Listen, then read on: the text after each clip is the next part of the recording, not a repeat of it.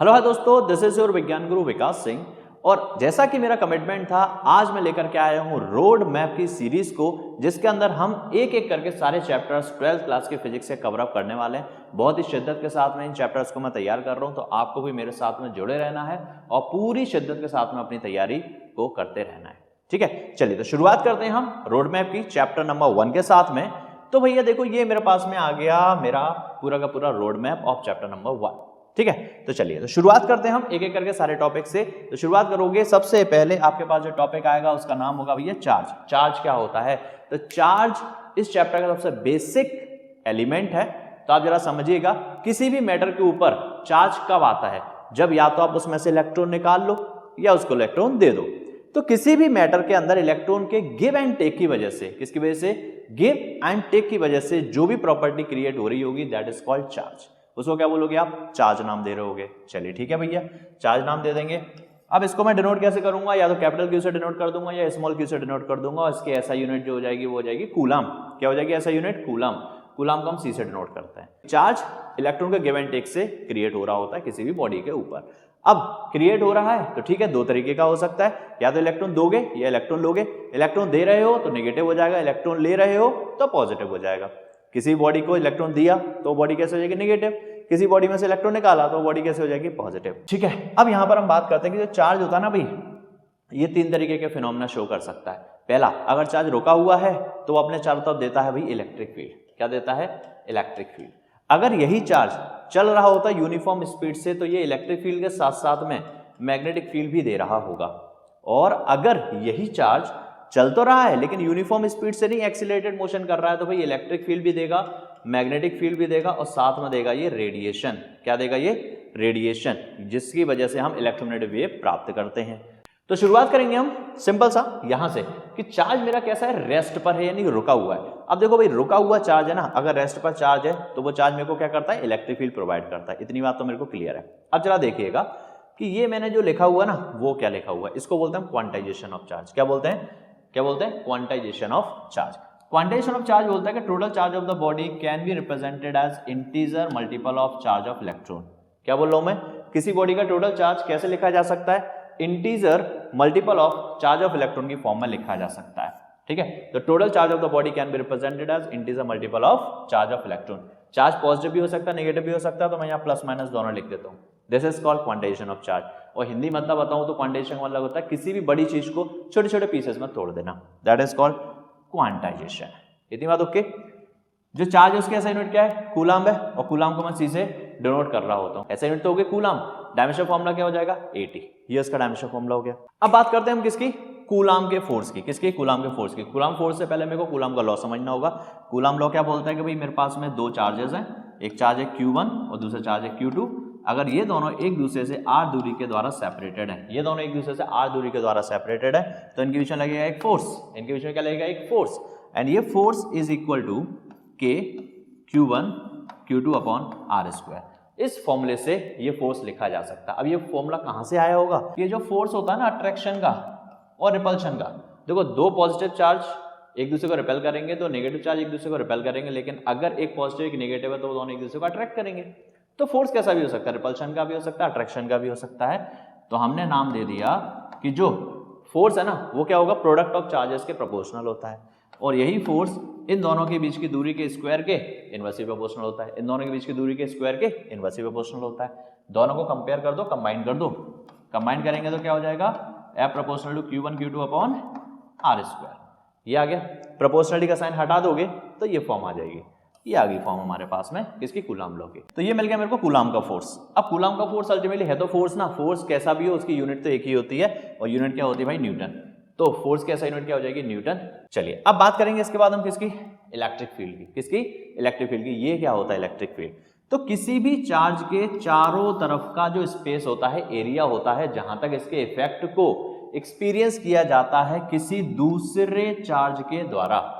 किसी चार्ज के चारों तरफ का स्पेस जहां तक इसके इफेक्ट को फील किया जा सकता है किसी दूसरे चार्ज के द्वारा, तो दिस फील्ड, ये पूरा का पूरा एरिया क्या कहा जाएगा? इसका इलेक्ट्रिक फील्ड कहा जाएगा। अब देखो, ये जो चार्ज था बड़ा वाला जिसकी वजह से ये फील्ड मिला है, उस चार्ज को हम नाम देते हैं क्या? Source charge. क्या नाम देते हैं इसको? Source charge. और जो एक्सपीरियंस यानी इसको फील करने के लिए आ रहा है इसको हम नाम देते हैं टेस्ट चार्ज। क्या नाम देते हैं इसको? Test charge. अब इलेक्ट्रिक फील्ड का डेफिनेशन की अगर मैं बात करूं तो क्या होता है, जो फोर्स हम लगा रहे हैं, force per unit test charge, force per unit test charge is called electric field की इंटेंसिटी या इलेक्ट्रिक फील्ड। क्या बोलेंगे? Force per unit test charge, force per unit test charge is called electric field. अब electric field क्या होता है भैया? Vector quantity है, तो जहां पर फोर्स लग रहा होगा वही इलेक्ट्रिक फील्ड भी लग रहा होगा, दोनों एक ही दूसरे पर डिपेंड कर रहे होते हैं, दोनों क्या वेक्टर क्वांटिटीज है। ठीक है, तो ये रहा भाई फॉर्मूला किसका? इलेक्ट्रिक फील्ड का।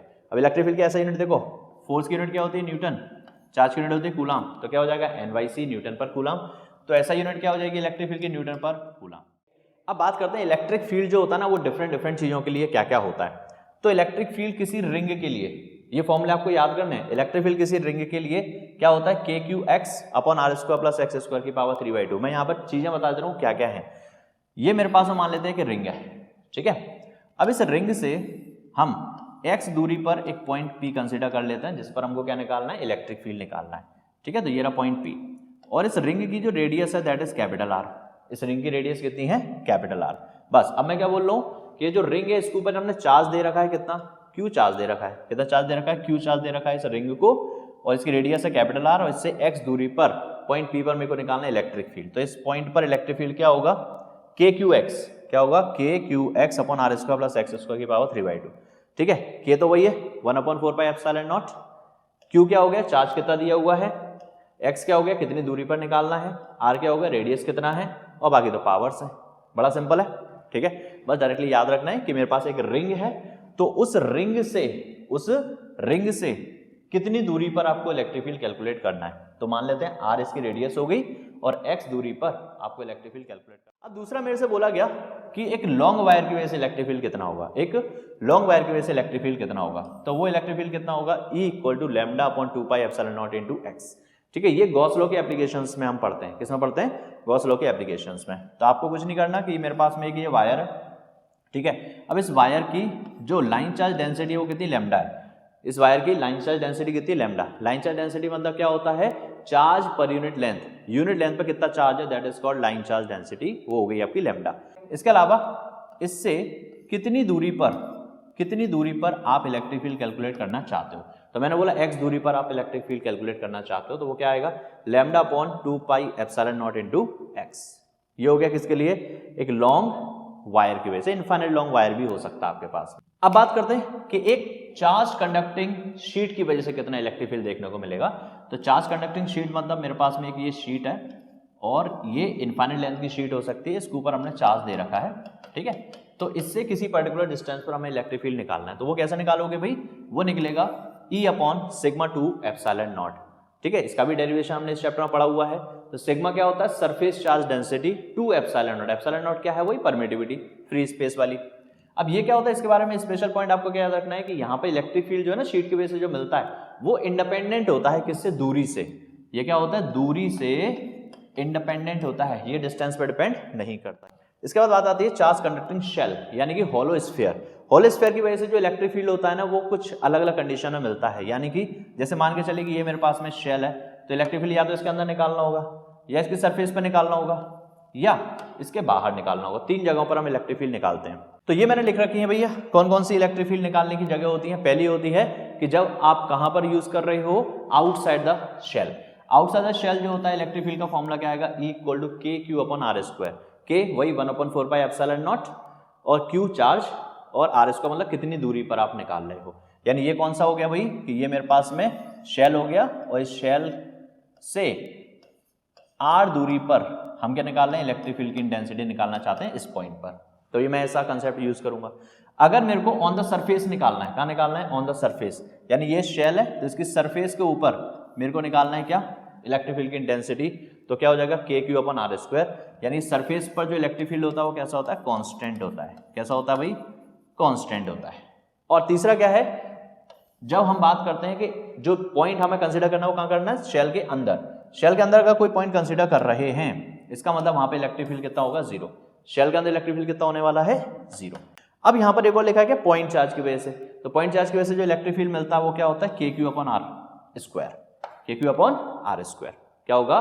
के क्यू अपॉन आर स्क्वायर। ये किसकी वजह से होता है? किसी पॉइंट चार्ज की वजह से। इस वाले फॉर्मूले को तो विशेष रूप से याद रखना है कि अगर ये मेरे पास में कोई पॉइंट चार्ज है तो इस चार्ज से आर दूरी पर मौजूद किसी पॉइंट पर मैं क्या निकालना चाहता हूँ? इलेक्ट्रिक फील्ड निकालना चाहता हूँ। तो वो कैसे निकालेंगे? के किसकी वजह से? क्यू की वजह से। कितनी दूरी पर? आर दूरी पर, तो उसका स्क्वायर।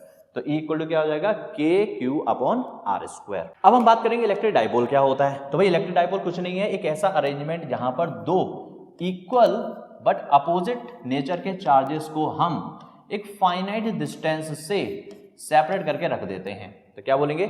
जब दो इक्वल लेकिन अपोजिट टाइप के चार्जेस को एक फाइनाइट डिस्टेंस से सेपरेट कर दें तो ऐसा अरेंजमेंट कहा जाएगा आपका क्या? तो दिस काइंड ऑफ अरेंजमेंट कहा जाता है इलेक्ट्रिक डाइपोल। अब इलेक्ट्रिक डाइपोल में क्या होता है? Electric dipole moment. Moment word जहां भी आ जाए वहां पर आपको क्या करना होता है? ये डिस्टेंस का मल्टीप्लाई करना होता है। क्या करना होता है? डिस्टेंस का मल्टीप्लाई। तो इलेक्ट्रिक डाइपोल मोमेंट को हम P से डिनोट करेंगे। कैसे लिखेंगे भैया? मैग्नीट्यूड ऑफ चार्ज Q लिख देंगे और जो लेंथ ऑफ डाइपोल है वो लिख देंगे। तो क्या हो जाएगा?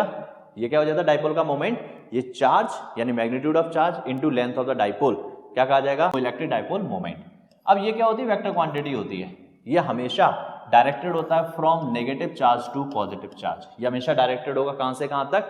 नेगेटिव चार्ज से पॉजिटिव चार्ज की तरफ। ये इसका डायरेक्शन होगा।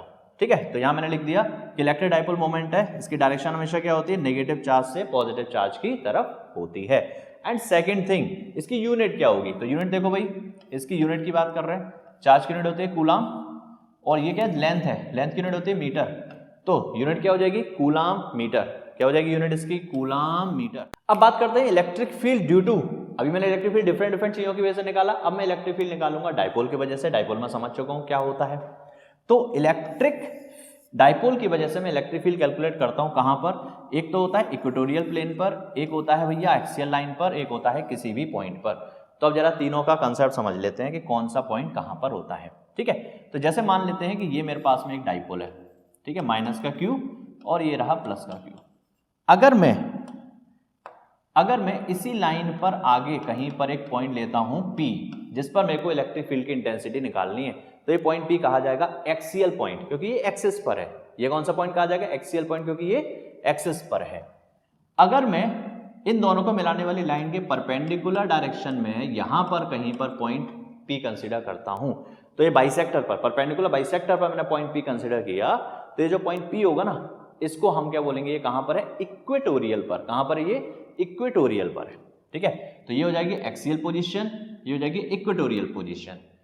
इन दोनों पोजीशन के अलावा कहीं और पॉइंट P कंसीडर कर लो, यहां कंसीडर कर लो, यहां कंसीडर कर लो, कहीं भी कंसीडर कर लो, तो उस पॉइंट को आप बोलोगे कि वो पॉइंट कौन सा है? Any position. क्या बोलेंगे उसको? At any position. तो मेरे को यहां पर निकालना है एक तो एक्सियल पोजीशन पर, एक इक्वेटोरियल पोजीशन पर और एक एनी पोजीशन पर, यानी एनी पॉइंट पर। तो एक्सियल लाइन पर क्या होता है भाई? के पी अपॉन आर क्यू। क्या होता है इलेक्ट्रिक फील्ड? के पी अपॉन आर क्यू, के पी अपॉन आर क्यू।